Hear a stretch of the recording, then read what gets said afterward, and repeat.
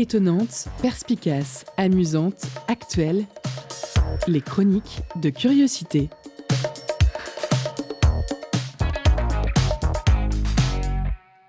Bonsoir à tous, aujourd'hui nous sommes le 14 février, alors évidemment vous ne couperez pas une chronique sur la Saint-Valentin.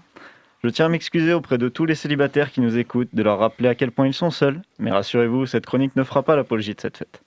En plus, comme on dit, mieux vaut être seul que mal accompagné, et rien ne dit que vous auriez été bien accompagné, donc réjouissez-vous de votre solitude.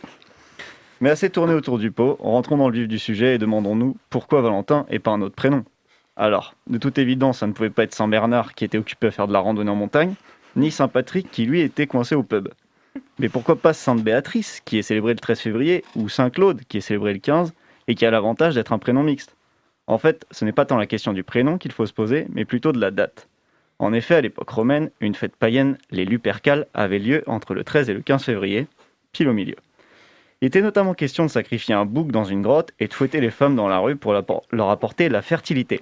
Chouette ambiance, on savait se marier à l'époque, mais vous connaissez la fantaisie de l'Église, ces petites sauteries ne rentraient pas tellement dans le credo catholique. Alors en 494, le pape Gélase Ier, oui, le mec s'appelait Gélase, décide de faire interdire la fête et à la place de célébrer Saint-Valentin. Bon, tout ça c'est bien beau, mais qui c'est ce Saint-Valentin à la fin? En réalité, il n'y aurait pas un, mais 3 Saint-Valentin différents, célébrés le 14 février. Le pape a fait une offre de groupe, un lot de 3 pour 1, une offre imbattable.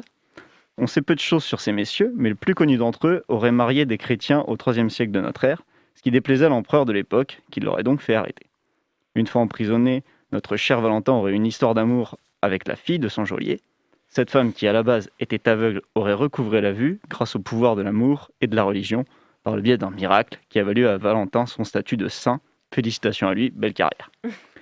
Le combo mariage de chrétiens plus miracle religieux sans été trop pour l'empereur, qui décapite Valentin, qui devient de fait martyr. Drôle de fin de carrière, je ne sais pas s'il faut le féliciter pour ça, en tout cas la légende lui vaut une belle postérité. Par ailleurs, on n'insistera jamais assez sur le côté hypothétique de toutes ces histoires religieuses, méfiez-vous quand même des racontards. Toujours est-il que la tradition de célébrer l'amour le 14 février est attestée en Angleterre seulement à partir du XIVe siècle, soit plus de 1000 ans après la mort de notre Valentin. Que voulez-vous, la postérité parfois, ça prend du temps. C'est d'ailleurs qu'en 1496, que le pape Alexandre VI donne officiellement le titre de patron des amoureux à Valentin. Enfin, il a la reconnaissance qu'il mérite. On peut noter que paradoxalement, dans le même temps, l'Église, toujours aussi fantaisiste, combat ce que l'on appelle le valentinage, qui pourtant vient de ce Valentin. Cette vieille tradition médiévale permettait aux femmes, une fois par an, d'avoir des relations sexuelles hors mariage. Vous imaginez bien que ça n'entre pas dans les clous de l'institution la plus conservatrice d'une période pas franchement connue pour l'émancipation des femmes. Malgré cela, notre petite fête des amoureux fait son chemin et se divise d'abord parmi les aristocrates, puis progressivement dans le milieu populaire. Au XIXe siècle, les Américains, jamais les derniers sur le business, font petit à petit de la Saint-Valentin une fête commerciale, en se demandant qu'est-ce qu'on pourrait bien vendre pour célébrer l'amour. Donc on commence timidement avec des petites cartes à envoyer le jour J pour son âme sœur. Puis à partir de ce moment-là, c'est festival. La pente fatale est amorcée et bientôt les fleuristes, les bijoutiers, les chocolatiers, les restaurateurs ne manqueront pas de vous rappeler à quel point il est important de célébrer l'amour désintéressé.